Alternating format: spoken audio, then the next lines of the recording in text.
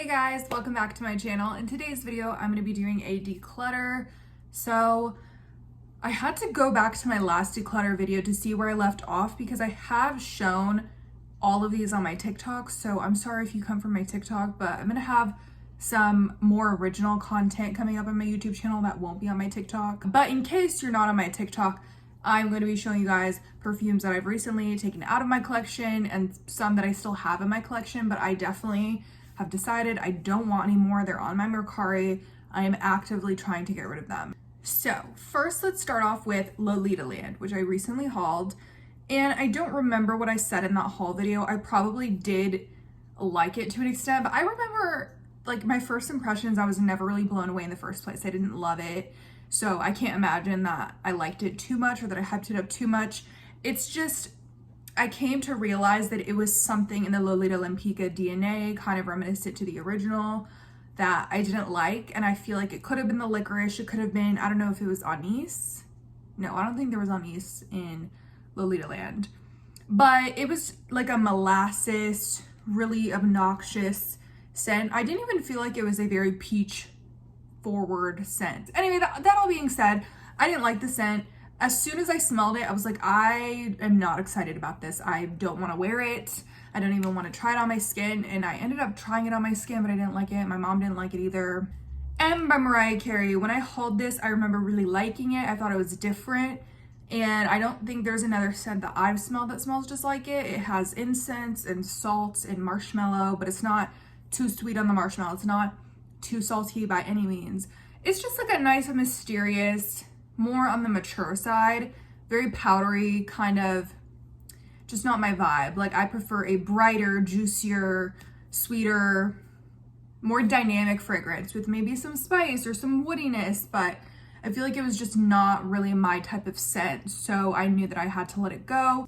Invite Only by Kayali. I got the tiny little bottle and I wasn't even gonna sell it because I was like, why? It's such a tiny bottle. Like, would anybody even buy it off of me? It sold really fast. I just didn't like this scent, and I don't know, I feel like I'm kind of alone in this. It was such a hit with everybody. I feel like it's some people's favorite Kayali, and I'm just kind of shook by that because I feel like they have a lot better scents, just in my opinion, but I definitely thought it was unique. Like I could definitely smell all the elements that they were trying to put in, like the tobacco, the chocolate, the cherry, well, not so much the honey.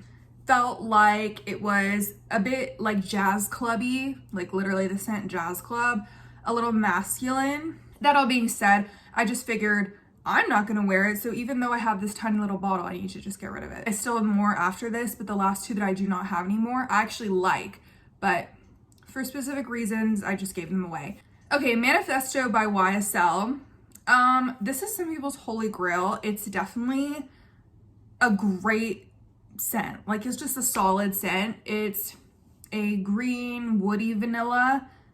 In that sense, it's kind of simple, it's kind of basic, but it's not basic. I just don't know what to say. Like it's simple.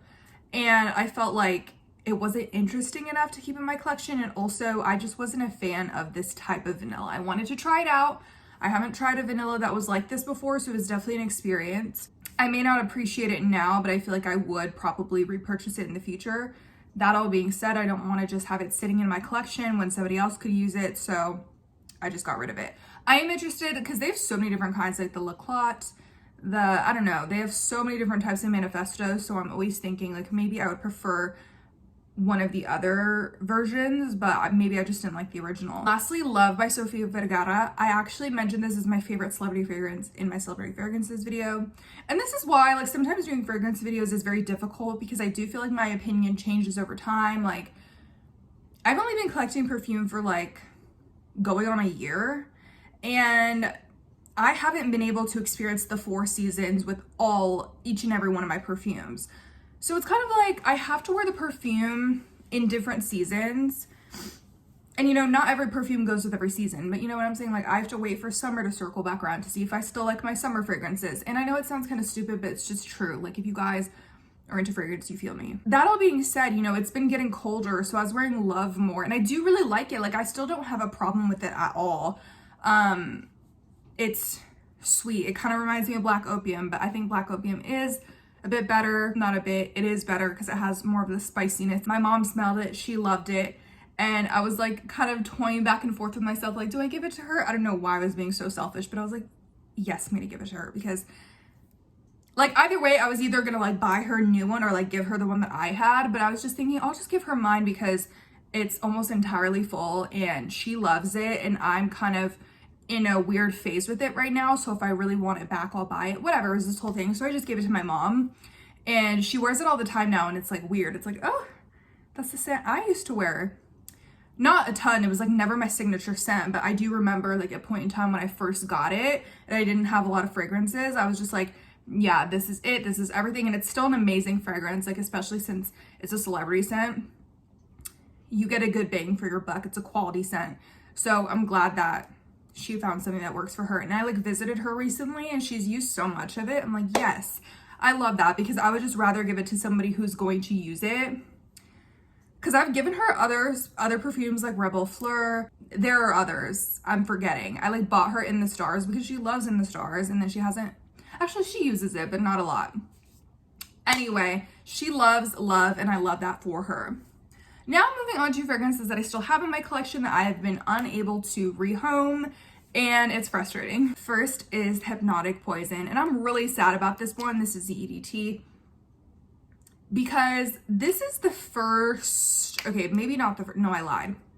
One of the first designer fragrances that really helped build up my collection. I heard people talking about this scent, saying like it's absolutely a must-have. It's a mature vanilla, and like the almond and everything. I was so excited about it. People were saying it smelled like root beer float. People were saying it smelled like Play-Doh.